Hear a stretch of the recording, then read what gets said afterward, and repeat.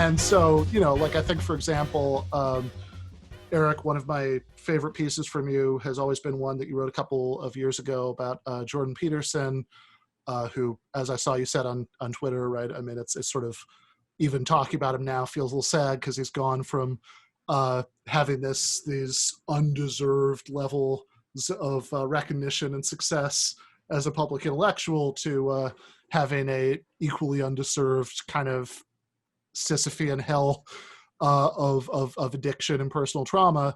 But since he is a wildly popular author and he has convinced a lot of people, as bad as we feel for him personally, right, it is still worth talking about the ideas. And there is this really interesting tension, I've always thought, in somebody like Peterson between that. Look, he clearly really does deplore all the cultural trends that he's reacting to, right? Like I don't doubt that for a second, right? That he thinks there should be, stronger families and communal ties and churches and all of these things. But he's also a extremely strong, even hysterical opponent of any effort at redistribution, which he associates with equality of outcome. Equality of opportunity is fine, even noble, he says, right? But equality of outcome is the fast track to the gulag. And so in practice, he's like a pretty uncritical celebrator of free markets. But of course, unrestrained market forces are, for better or for worse, right? Like, this is not all bad. There are good aspects of this. There are also really horrible aspects in human terms. But like, unrestrained markets are exactly what's brought about the situation that he deplores, right? The primary reason why people below a certain age are less likely to get married, start families sooner, live in the same place for long periods of time, where they could develop these kind of traditional, communal bonds that, are, according to Peterson, our best defense against the dragon of chaos, is not primarily because of anything that any feminist academic has said on a college campus.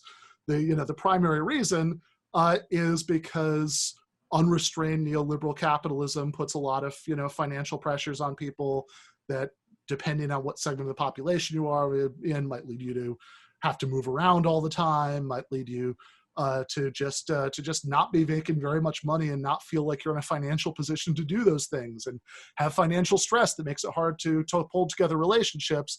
So I don't think that means that he's like lying when he says that he deplores the cultural trends towards, that lead to these kind of young men who are his primary demographic being more atomized and alienated than they would be otherwise. I think he really does. And I also think he's sincere about his promotion of free market capitalism. It just happens to be the case that in real life, if you're going to meaningfully support one of these things, you have to kind of let go of the other. Yeah. I mean, I think,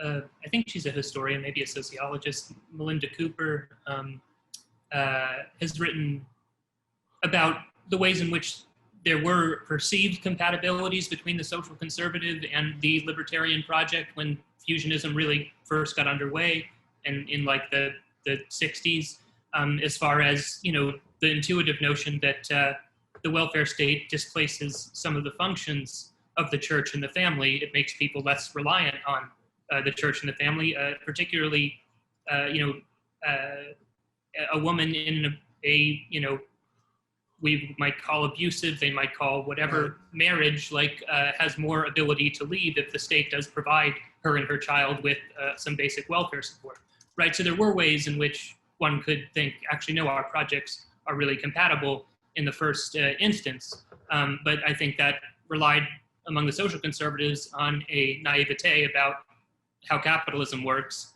that ultimately this project was not going to be sustainable. That makes sense, right? Like, and it is worth highlighting, right, what you just said, because this is an important thing in terms of thinking about how the left could possibly respond to all of this.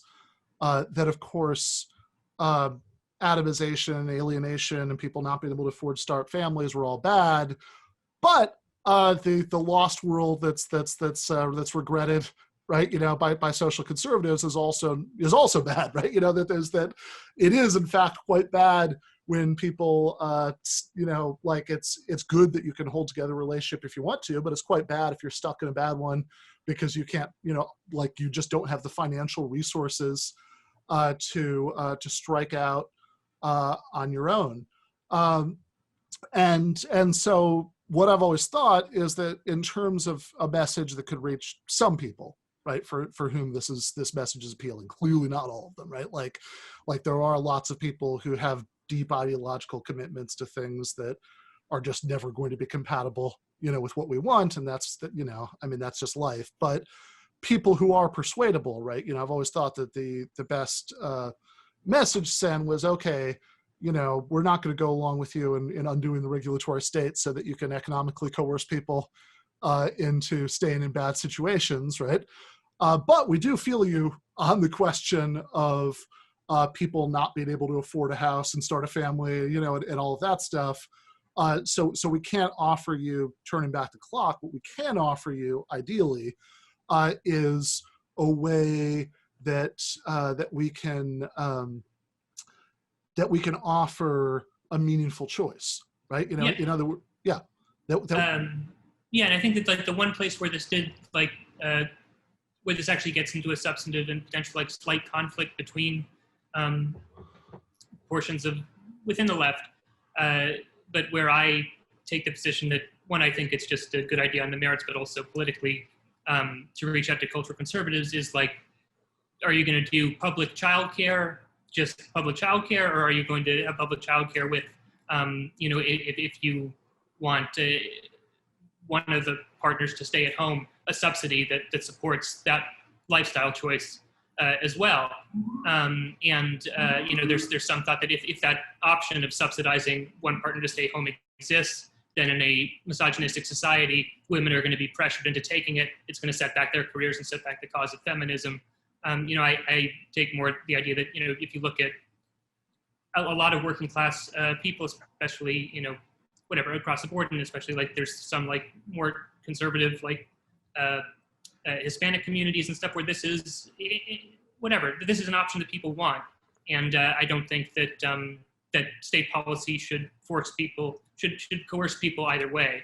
And then, as far as the problem of this baseline sort of misogynistic pressures within the culture, we want to work on that separately, through advocacy and through, trying to change cultural attitudes, but that the mechanism shouldn't be, withdrawal of state support. Yeah, no, that makes sense to me. And again, I think that the message can be,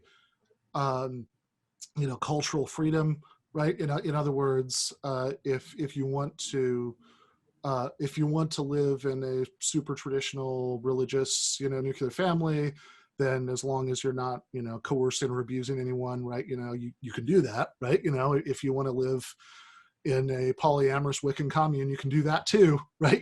And of course, up to a certain point, right? This is what like a good libertarian would say, but I would say the difference is that, go back to that nice John Stuart Mill phrase about experiments in living, right? That we want to actually fully fund the experiments, right? That like not just say, hey, if you can come up with the money to build a super collider, you can do an experiment, right? But that actually, like, we're going to meaningfully economically enable that.